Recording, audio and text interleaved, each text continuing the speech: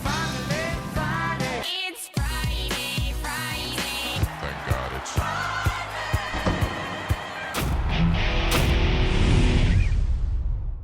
Welcome back to the Friday Show, presented by the Match Series, the Mid-Atlantic Thoroughbred Championships. The final round is at Monmouth Park, September 28th. I'm Scott Jagow, along with Ray Paulick. Ray, in a year that has been so remarkable for the horse racing industry in North America, oh boy, now we have this. The New York Times story by Joe Drape, explosive this week, saying that Justify, the Triple Crown winner, after the Santa Anita Derby, before the Triple Crown, had tested positive for scopolamine, which is commonly found in Jimson weed and can be a contaminant substance. But that's not how this story is landing at all. I want to start by asking some questions that I think people are asking about this situation. Number one, was the Kentucky Derby winner, Triple Crown winner, doped up? Well, no. The short answer to that is no. The Kentucky Derby winner passed every test at Kentucky, including out-of-competition tests beforehand. Typically, he went through the traditional post-race testing that was clear. We're talking about testing that occurred after the Santa Anita Derby, and it did not show, the scopolamine did not show up in post-race tests for the Derby, the Preakness, or the Belmont Stakes. So, since he did test positive, though, for this after the Santa Anita Derby, and of course the Santa Anita Derby was his qualification to get into the Kentucky Derby, should he have been allowed to run in the Kentucky Derby? Well, that's a little trickier question, but again, the short answer is yes, he should have been, because when there is a positive test, it takes time from the time that someone in the lab detects that test, notifies the California Horse Racing Board, which then notifies the trainer, who then has a certain period of time to have a split sample tested. That split sample goes out and is tested by a secondary lab, and if that's confirmed, then it goes back to the California Horse Racing Board, and they file. Traditionally, they would file a complaint. That process usually takes weeks or months, and there's a precedent for this. When a horse called Wait a While finished in the money in the Breeders' Cup Filly and Mare Turf in 2008, we were not notified. There was no public notification that the horse tested positive for penicillin, I think it was, until late April. So that process took almost 6 months from the time the race was run, the testing was done, the split sample was sent out, the lab and the CHRB looked at everything. And so that's a 6 month process. You can't turn a drug test, a split sample around that quickly. So it wouldn't have affected Justify's eligibility, even if they had sent out a complaint and done the things that you do when a horse tests positive. Right, and that's all part of the due process to protect people's rights in the business. Okay, so question number 3, though, is if they had prosecuted this, followed through with a complaint and an investigation, and found that there was this positive test, could Justify have been stripped of his Kentucky Derby title? That's the most complicated question, because if they had prosecuted this for a scopolamine positive, for something that almost everybody recognizes, almost all sane people at least recognize, is contamination from Jimson weed, which is found in straw, hay, and feed. And the California Horse Racing Board has issued warnings about this before, that it's available. If they had done that, they'd still be in court. This would still be challenged for for years. Would they strip them the title? I can't see how that could ever happen. First of all, because it's a house rule that puts the points together for Derby qualifications. It's not a Kentucky Horse Racing Commission rule. So I would say no. I would say that he is the Kentucky Derby winner, and nothing that happens from this point forward is going to change that. Right, and as you're suggesting, Churchill Downs has that point system.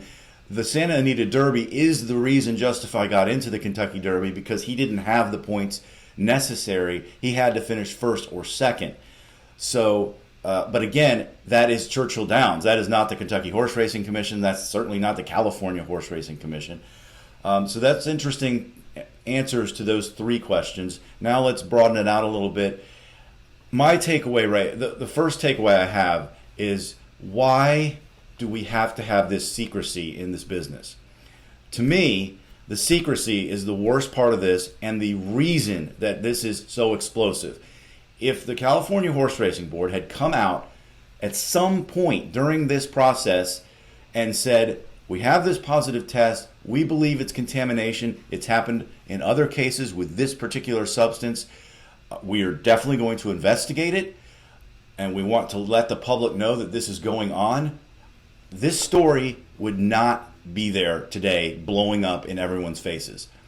It goes back to transparency and doing it behind closed doors, sweeping it under the rug, and it's a huge problem for the sport.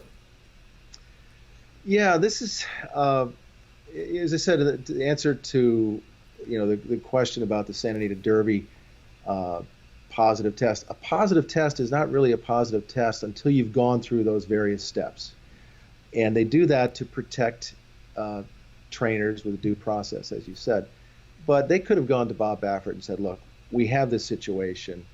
Do you want to go public with it? Instead of, as you said, sweeping under the rug or whatever they did, because we don't know what they did. It was all done behind closed doors. There was a vote taken in August of 2018 to not prosecute the case.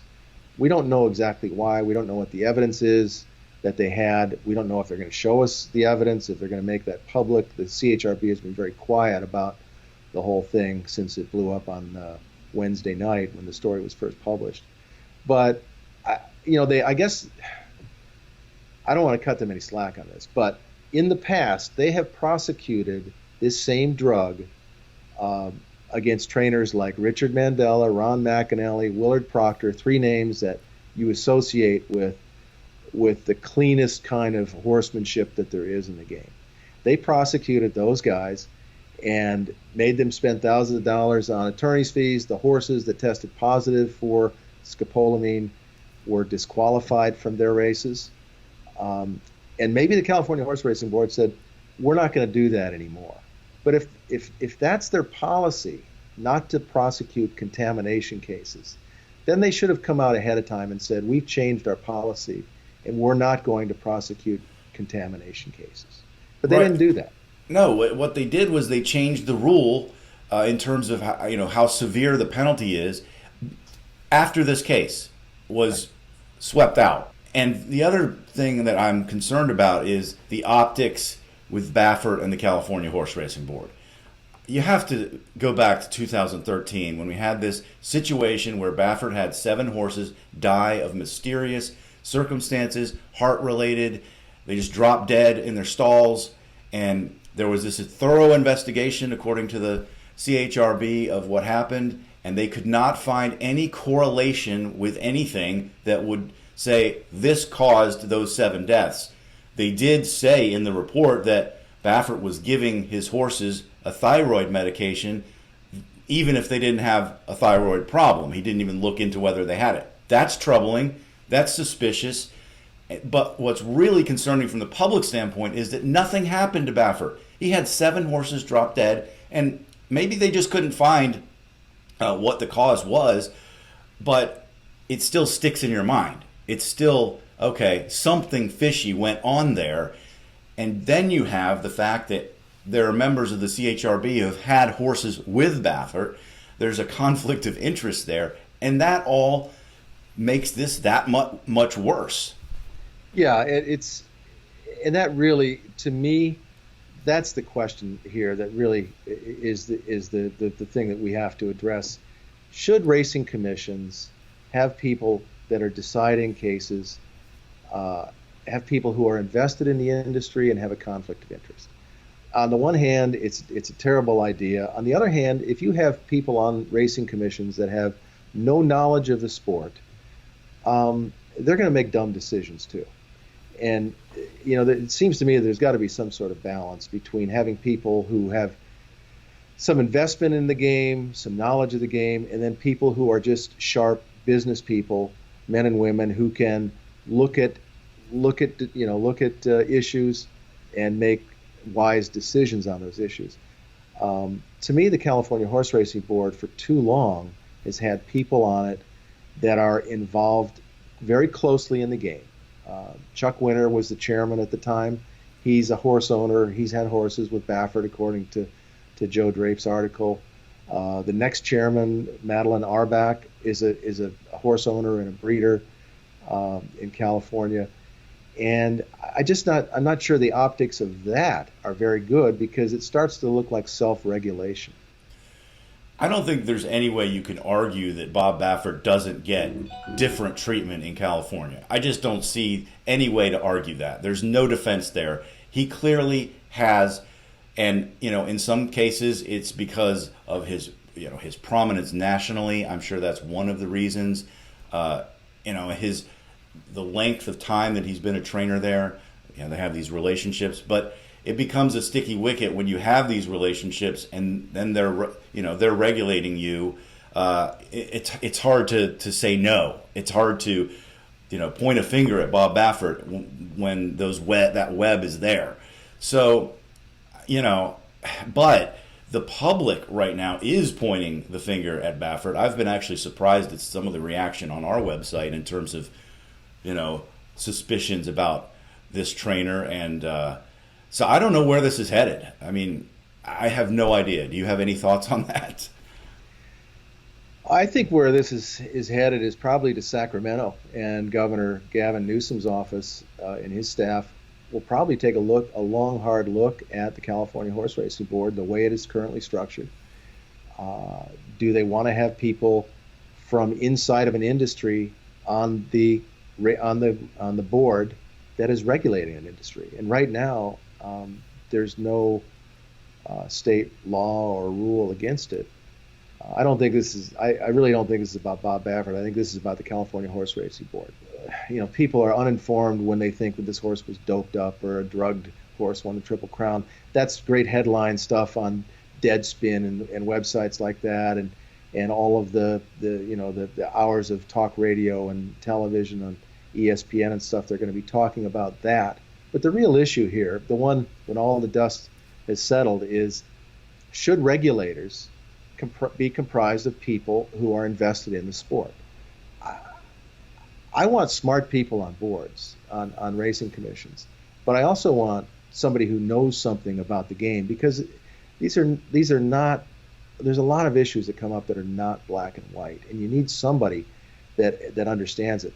That person should probably be staff, executive directors, equine medical directors can guide smart people to make good decisions.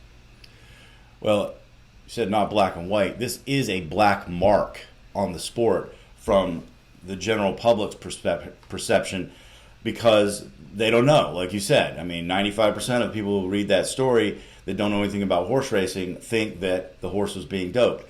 Now, Baffert does not get a pass here at all, to me, because, yes, maybe it was contamination, but we don't know for sure. The fact that the CHRB did not get in front of this story has created this situation, and maybe this story is irresponsible in many ways. But again, we have talked about this with the animal rights extremists. If you don't get in front of these things, they blow up in your face. And that's what's happened here. And I don't know, what this means for Baffert's future, if it affects it at all. But I do know that there are a lot of people out there with raised eyebrows about the Hall of Fame trainer who's won 2 Triple Crowns. Yeah, I mean, even without this latest development, there were people with raised eyebrows. That's the nature. That's the nature of winning, and that's the nature of this business. There's a lot of jealousy. There's a lot of skepticism, and we've seen him, and we've seen a lot of other trainers who have horses that do things that we just kind of make us shake our heads and say, how did that happen? That's not going to be resolved here. That's going to be resolved with better. That's going to be resolved by something that we've talked about so many times: national oversight, where you don't have people with conflicts of interest, where you have stronger investigative staffs, where you have surveillance and you have better out of competition testing, and the kinds of things that they've done to clean up cycling, the kinds of things they've done to clean up baseball, track and field. Horse racing just doesn't want to seem to do that, because the old boys network seems to be more important to the people in the game than really cleaning up the game. Well, after this story came out, there's been more push toward Horse Racing Integrity Act. I've seen several groups come out and take the opportunity to say we need this. The sport does need some outside governance. It's just not even a question anymore. I don't care what anyone says. This sport needs regulation from outside, because it's not working. What is happening now is not working, and you have too many people behind closed doors making decisions, and then the betting public, they're in the dark. And I've seen a lot of comments from people like, well, what about the bettor? Well, the bettor always gets the last scraps at the table in this industry, and that's got to change. And I think the only way it's going to change is if there is better oversight that doesn't have a conflict of interest involved.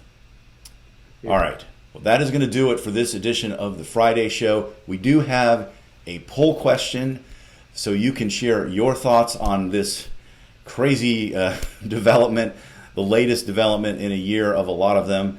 Thanks so much for joining us, and we'll talk to you next time.